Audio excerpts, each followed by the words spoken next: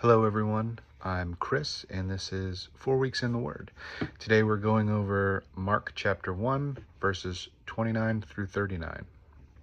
So we're going to go, section by section here and talk about it a little bit. So it starts off in verse 29.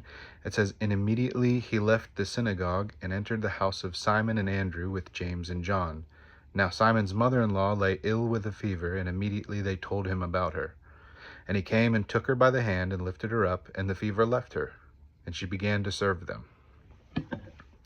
So there's some cool stuff in here, a little bit of context. I know we talked about it before in an earlier video. Jesus was just teaching at the synagogue, and he now goes with Simon, who will later be called Peter, and Andrew, which are two of his first disciples. So when they get there, Simon's mother-in-law is very sick. She has a fever, and Jesus heals her right away.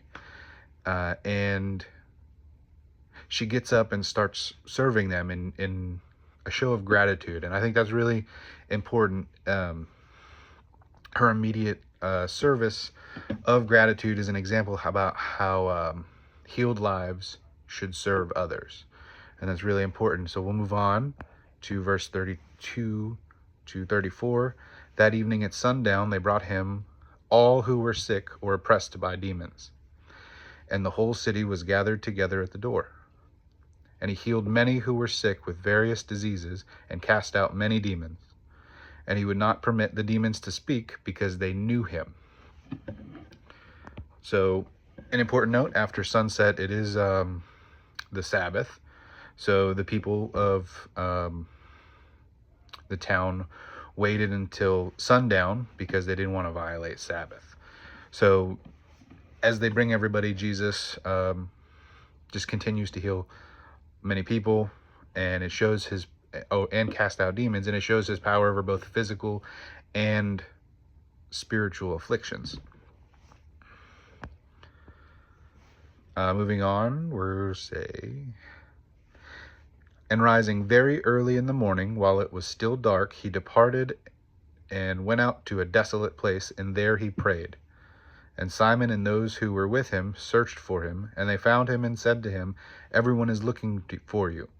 And he said to them, 'Let us go on to the next towns, that I may preach there also, for that is why I came out.' And he went throughout all Galilee, preaching in their synagogues and casting out demons."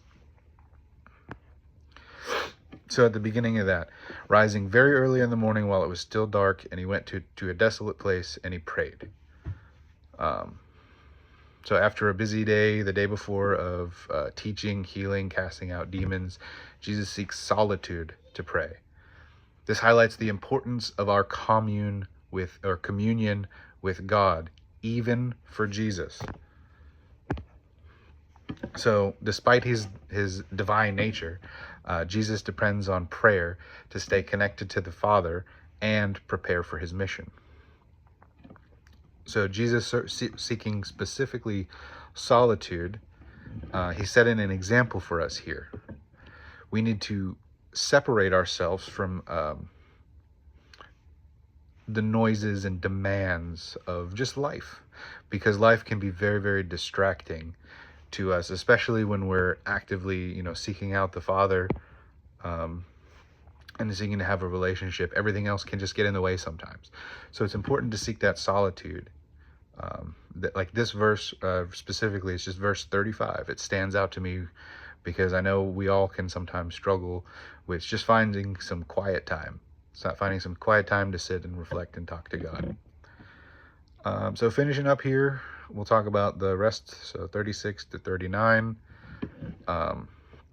Locally, Jesus had a really growing popularity. It means everybody's seeking him out for healing and miracles.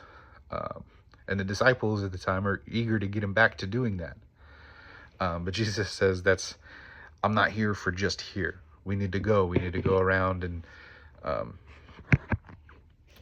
his response makes it clear that his primary mission is not just healing, but also proclaiming the good news to everybody.